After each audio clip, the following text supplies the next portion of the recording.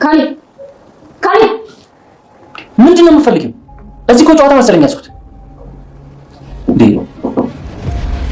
ትሁቴ ያ የጎረቤት ልጅ መጥቷል። እንደለመደው ሳጎርሶ እጄ ሊነክሰኝ ነው መሰል። ምሰጪውን ስጪው እና ሸኝ።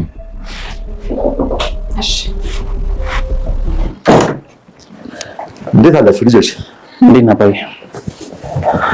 በዛው ነው አስተካክዬ መጣ።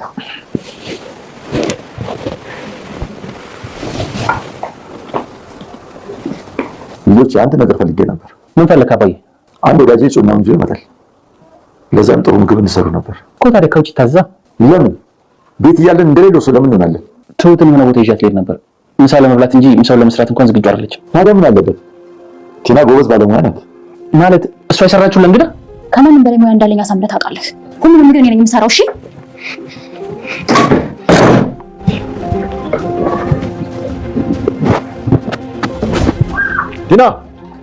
ቲና።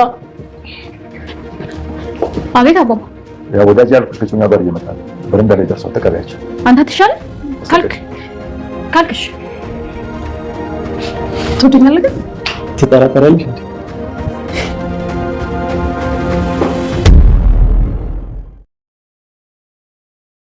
ቲና የቅጂት ካባዋን ተከናነበች። እንግዲያ ይመጣብኛልና የዛሬውን ምግብ ቲና ታዘጋጅልኝ ብሎ ነበር የካሌብ አባት። እሷም ሙያዬ እንዴት እንደሆነ አሳያችኋለሁ፣ አንድም ስራ አይቀረኝም፣ እኔ ራሴ እሰራለሁ ብላ ጉድ ብላ የሰራችው ምግብ የራሷን ፍቅረኛ የነበረ ሰው ከፍቅረኛዋ ጋር ትውውቅ ሲመጡ አይ ቲና ውርደቷ። ትሁት ካሌብን እንደምታፈቅረው ተናገረች። ካሌብም ለትሁት ስጦታ ሰጥቷታል። እንዲሁም ደግሞ መልካምና ትሁት ሴት መሆኗንም ገልጾላታል። ትሁት ስትሽኮረመም ነበር።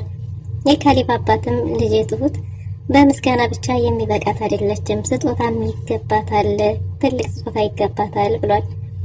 የካሌብ አባት ዲያኒንና ኤደንንም አስታርቋቸዋል። ኤደን አንድ የመጨረሻ እድል ብላ ሰጥተዋለች። ይህን እድልህን ካልተጠቀምክበት ግን ሁለተኛ የማታገኘው እድል ነው ተብሎ በማስጠንቀቂያ ቃል ገብቷል። ሰላም ውድና የተወደዳችሁ ውድ ቤተሰቦች እንደምን አላችሁ? በያላችሁበት የዓለም ዳርቻ ሰላማችሁ በዘት ተተረፍ ይበል እያልን ዛሬ መተናል። በቅንነት ላይክ፣ ሼር፣ ሰብስክራይብ ማድረጋችሁን አትርሱ። በባለፈው ክፍል እንዴት ተመለከትነው ትሁት ተከታታይ ድራማ ቲና እንግዲህ ማስመሰሏን ተያይዘዋለችና የካሌብን አባት ሞተ አለች፣ ሰርተፊኬት አሰራች፣ ብዙ ነገሮች ሀብቱን በስሙ እንዲያዞር እንዲያሳውጅ ሁሉንም ነገር ችሎ ዝም ብሏት ነበር። ከትዕግስቱ በላይ ሲሆንበት ግን የኔ ውድ እያለች እያስመሰለች ብትመጣም ካሌብ ግን ተዘጋጅቶ የጠበቃት ሽጉጥ አቀባብሎ ነበር። እናም ቲና እጅግ በጣም ተደናግጣ ነበር። የዚህ ድንጋጤ ሳይለቃት ደግሞ ሌላ ድንጋጤም ተጨምሮባታል። ያ ምንድነው? ሞቷል ብላ ሰርተፊኬት ያሰራችለት ሰው ፊት ለፊቷ ገላጋዩ ሆኖ ቆሟል። እባክህ ልጄ አንተ እንድትታሰርብኝ አልፈልግም። እንደነዚህ አይነት ክፉ ሰዎችን በክፋት ሳይሆን እኛ በምህረት ነው ማስተማር ያለብንና እባክህ ይሄ የእሷ መሞት መፍትሄ አይደለም። አንተን ይዛብኝ ትሞታለች፣ እኔ ልጄ እንድትታሰርብኝ አልፈልግም ብሎ ካሌብ ትሁትም የካሌብ አባትም በስንት ምክር እባክህ ካሌብ ዛሬ እንኳን የአባትህን ምክር ስማ ተብሎ ስንት ተለምኖ ካሌብ እንግዲህ በዛሬው አልፏታል ማለት ነው። ነገር ግን እኔ እሷን እስካልገደልኩ ድረስ ምንም እረፍት የለኝም። እንደዚህ አይነት ክፉና ከሃዲ ሰዎች መጨረሻቸው ሞት መሆን አለበት፣ እስካልሞተች ድረስ ምንም አናርፍም እያለ ነበር። የካሌብ አባትም እንዲህማ መሆን የለብህም፣ በሞራል ነው እሷን መግደል ያለብን፣ እንዲሁ እያየችን እንጫወትባታለን እንጂ በጭራሽ እንደዛ መሆን የለበትም ብሎ ወስኗል። ኤደን ወደ ቤት መታ ቤተሰቡ ሰብሰብ ብሎ ደስ የሚል የምሽት አሳልፈዋል። በጣም ደስ የሚል ጊዜ ነበራቸው። ቤቱ በሳቅ ተሞልቷል። የካሌብ አባትና ካሌብ እንዲሁም ትሁትና ኤደን ስለነበሩ የምስጋና ፕሮግራምም ነበረ። እኔን ህይወቱን አሳልፎ ሊያድነኝ ራሱን መስዋዕትነት ያደረገው ዲያኒም መመስገን አለበት። በዛ ላይ ትሁት ልጄ ደግሞ በደስታዬም በሀዘኔም በእንግልት በስቃይም ሁልጊዜ ክፍተቴንና ጎደሎዬን እየሞላች ዛሬ ድረስ ከጎን ያለችው ልጄ ትሁት ለሷ ምስጋና ያንሳታል፣ ተመስግናም አታውቅም እያለ ነበር። እንዲሁም ደግሞ የተጨነቃችሁልኝ ሁሉ ተብሎ እና ኤደን ሁሉ ተመስግነዋል። የካሌብ አባት ሁሉንም አመስግኗል።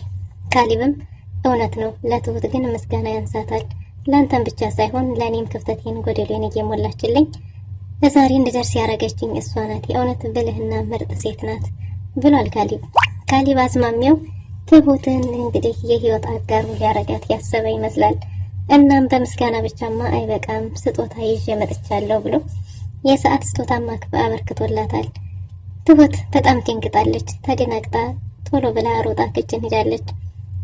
ክችን በሄደችበት እራቱ ሳይቀር እሷ ሰዓቷን ይዛ እዛው ቆማ ደርቃ ቀርታለች። ምን ሆነሽ ነው ብትላትም ሰዓቱን እያየች እንደሆነና ስጦታ ተሰጥታ እንደማታውቅ ግን ደግሞ ስጦታ መሰጣት እንደሚያስደስት ለኤደን እየነገረቻት ነበር። ኤደንም ስጦታውን ነው የወደድሽው ወይስ ሰጪውን እያለች ለማዋጣት እየሞከረች ነው።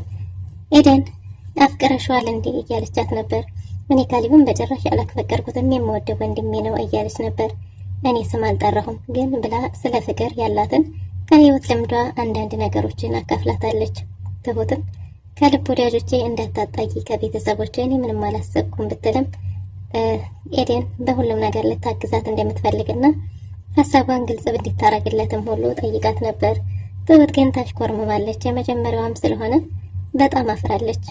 ኤደን በተቻለ መጠን አግዝሻለሁ፣ ስለዚህ በዛ ላይ እኮ ጥሩ ሰው ነው እያለቻት ስለ መልካምነቱ የበለጠ እየነገረቻት ነበር። ካሌብ በራሱ ገፍቶ የመጣ ይመስላል። አሁን ስለ ትሁት በጣም አብዝቶ ማሰብና መጨነቅም ጀምሯል። የካሌብ አባት እጅግ በጣም ደስ ብሎታል። ቤተሰቡ ሙሉ እጅግ በጣም ደስተኞች ነበሩ። ቲናን ውጭልኝ ብሎ አመናጭቆ ስለነበር ያስወጣት ከዚህ በኋላ ወደ ቤት አትመለስም ብሎ አስቦ ነበር። ትሁት ቤታችን ደስታው ስለተመለሰ በጣም ደስ ብሎኛል፣ ከዚህ በኋላ ምንም ሊረብሸን የሚችል ሰው የለም ቢልም ትሁት ግን አሁንም አይኗን በጨው አብሳ ትመጣለች እያለችው ነበር። እንደዛማ የምታረግ አይመስለኝም፣ እንደዛ ሁሉ ሻርገን አባራናት በሚልም አይ ትመጣለች እያለች ነበር። ቲና ከዛ ቤት ስትባረር የደወለችው ለዲያኒ ነበር። ለዲያኒ ደውላ ጉድ ሆኛለሁ ብላ ነበር። ዲያኒም ተቀጣጥረው የተገናኙበት ቦታ ላይ ምን ሆነሽ ነው ብሎ እረፍት አልሰጣትም ነበር። እሷም እጅግ በጣም እንድትደናገጠችና አሁንም ድረስ ከካሊብ ሽጉጥ የበለጠ ያስደነገጣት አባቱን ፊት ለፊት ቆሞ ማየቷ እንደሆነ ብትነግረውም አባዬ እንዳልሞተና መጥቶ እስካሁን ድረስ መንፈስ እየመሰለኝ ነው፣ ጉድ ሆነናል። በዛ ላይ ካሊብም እንደጠበቅኩት አልነበረም፣ ሽጉጥ ደቅኖ ነበር የጠበቀኝ ብለዋለች። እናም ዲያኒም አለመሞቱ ነው እንዴ ያሳሰበሽ? እንደውም እኮ አለመሞቱ ላንቺ ጥሩ ነው፣ ጥሩ ቻንስ ነው ቢላትም እሷ ግን መንፈስ ያየች እንደመሰላትና አሁንም ከቤታቸው አመነጫጭቀው እንዳባረሯት ነግራው ነበር። አሁንም ቢሆን አልለቃቸውም እያለች መዛቷንም ተያይዘዋለች። ዲያኒም አሁን ላይ ወደ ራሱ እየተመለሰና ፍቅሩን ለማዳን የተቻለውን ጥረት ሁሉ እያደረገ ይገኛል። እናም እንግዲህ ትሁት ቲና እሷም ደግሞ አሁንም ቢሆን አልለቃቸውም እሰራላችኋለሁ እያለች እየዛተች ነበር። ዲያኒ ከአባዬን ካተር እንደዛ ካረገ በኋላ ጭራሽ ወደዛ ቤት እግር ማብዛቱንም ትቶ ሰብሰብ አድርጓል። ጥሩ ወዳጅ ወደ መሆኑም ደረጃ ላይ ደርሷል። በቤተሰቡ ይቅርታ ስላገኘ የመረጋጋት ላይ ደርሷል። ነገር ግን አንድ ነገር በጣም ያስጨንቀዋል። ኤደንን ማጣት ስለማይፈልግ ኤደን እንዲያስታርቀው የሚችለው የካሊብ አባት ብቻ እንደሆነም ያውቃልና አሁን ላይ ሀሳቡን ወደ ካሊብ አባት ላይ አዙሯል። አባዬ እናንተ ይቅርታ አድርጋችሁልኛል፣ በእርግጥ ግን ደግሞ አንድ ነገር ይቀረኛል። አሁን ሌላ ሰው ሆኛለሁ፣ ወደ ራሴ እየተመለስኩ ነውና ከኤደን ጋር አስታርቀኝ። ኤደን ካንተ ቃል አትወጣም፣ እሱን አውቃለሁ፣ እባክህ እያለው ነበር። የካሊብ አባትም ቃሌን እንደምታከብርና በዛ ላይ ደግሞ አንድ ነገር ቃል ከገባህልኝ ነው ወደ ኋላ እንደማትመለስና እንደማታስከፋት ቃል ከገባህልኝ ብቻ ነው ብሎት ነበር። እሱም በሀሳቡ ተስማምቷል። እንግዲህ ትሁት የካሊብ አባት ቲናና ትሁት ባሉበት እንዲሁም ካሊብ ሰብሰብ ብለው ዛሬ ምግብ እንዲሰሩ አንድ ወዳጄ ፍቅረኛ ጮኛውን ይዞ ይመጣል ትውውቅ ብሏል የካሊብ አባት። ካሊብም እኔ ትሁትን የሆነ ቦታ ይዣት ሊሄድ ነው፣ ስለዚህ ለመብላት ካልሆነ በስተቀር ዛሬ ምሳ ለመስራት ጊዜ የላትም፣ ይዣት ልወጣ ነው ብሏል። እና የካሊብ አባትም ታዲያ ምን ችግር አለው ትሁታለች አይደል ሲልም ካሊብም እንዴ ትሁት የሰራችውን ያውም ለእንግዳ ያውም ለክብር እንግዳ ቲና የሰራችውን ብሏል። ቲናም እንዴት አይነት ባለሙያ እንደሆነ እንኳን ተራስህ ታውቃለህ፣ እሱን ደግሞ አሳይሃለሁ እኔ ራሴ እሰራዋለሁ ብላ ቆርጣ ተነስታለች። ሙሉ የቤት ስራውን ሰራርታ ጨርሳለች። ቲና በአሁኑ ሴት ሆናለች። ሙሉ የቤት እቃዎቿን አጣጥባ ምግቡንም ሰርታ ተዘጋጅታ ጉዲ ብላ የሚመጣውን እንደ ክብር እንግዲህ እየተጠባበቀች ትገኛለች። የካሊብ አባትም እንግዲህ በተላከው ሽምግልና መሰረት ሁለታቸውንም አጊቶ ለማውራት የተቻለውን እያደረገ ነው። ደግሞ ትሁትና ካሊብም የራሳቸውን ህይወት ጉዞ ወሬ ጀምረዋል ለብቻቸው። የካሊብ አባትም ኤደንንና ዲያኒን ለማስታረቅ ወደ ውጭ ወጥቷል። ኤደን ሁሉንም ነገር ካወራት በኋላ የካሊብ አባት መቼም ልጄ ከቃሌ እንደማትወጭና እንደማታሳፍረኝ አውቃለሁ፣ አንድ እድል ስጪው ብሎ ሲያናግራትም አባዬ እኔ ካንተ ቃል አልወጣም፣ ነገር ግን 2 መስፈርት አለኝ ብላለች። አንደኛው መስፈር የምርመራ ሲሆን ሁለተኛው ደግሞ ወደ ኋላ ተመልሶ በድጋሚ ልቧን እንዳይሰብረው መጠንቀቅ እንዳለበት እንደሆነ በዚህ አቋሟ ጸንታ ይሄንን በዚህ ከተስማማሽ ብላ ስለነበር የካሌብ አባትም ሁለታችሁ ተገናኝታችሁ ማውራት አለባችሁ፣ ፊት ለፊት ማውራት አለባችሁ ብሎ ሁለቱን አሸማግሏል።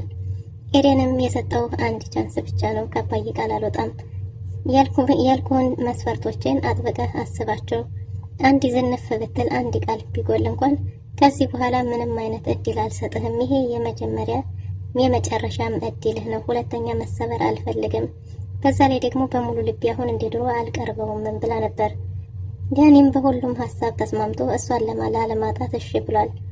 እናም በዚህ ከተስማሙ በኋላ ከእርቀ ሰላም ከወረደ በኋላ እና ታዲያ የቲናንስ ጉዳይ እንዴት ልታረግ ነው የሚባል ጥያቄ ተነስቶ ነበር።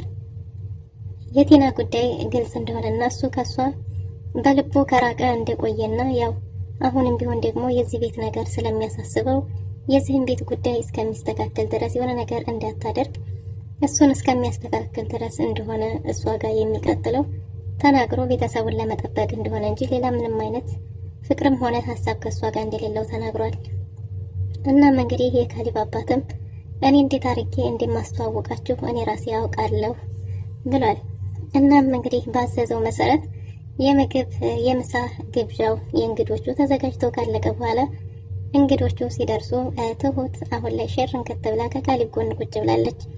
የትሁትን ቦታ ደግሞ ቲና ተከታለች። የካሌብ አባትም እንደ ሽምግልናው በግርማ ሞገሱ ቁጭ ብሎ እንግዶቻችን ደርሰዋልና ተቀባያቸው ተብላለች ቲና። ትሁት አትሻልም እኔ ብትልም አይ አንተ ትሻላለህም ቢባልም አባዬ አንቺ ትሻያለሽ ቲና ተቀባያቸው ተብላ እንግዶቿን ለመቀበል በሩን ስትከፍት የሷ ፍቅር የሆነው ትዳሯን ያፈረሰችበት እንዲሁም ደግሞ አብራው ለመኖር ስንት ረጅም ርቀት ስታስብ የነበረው የካሌብን ሀብት ንብረት ተካፍላ የግሏ አድርጋ ወልዳ ከብዳ አብራው ልትኖር የምትፈልገው ሰው ዳኒ ከፍቅረኛው ጋር ለዛውም ከምታያቃት ከኤደን ጋር መሆኑ ሳያንስ ተቃቅፈው አንድ ላይ ሲሳሳሙ አይታለች። ቲናም እጅግ በጣም ተናዳ እንግዲህ ባለችበት እንዲቋንጣ አድርጋ ቀርታለች። ውድና የተወደዳችሁ ለዛሬ የነበረን ቆይታ ይመስል ነበር። በቀጣይ እስከምንገናኝ መልካም ጊዜ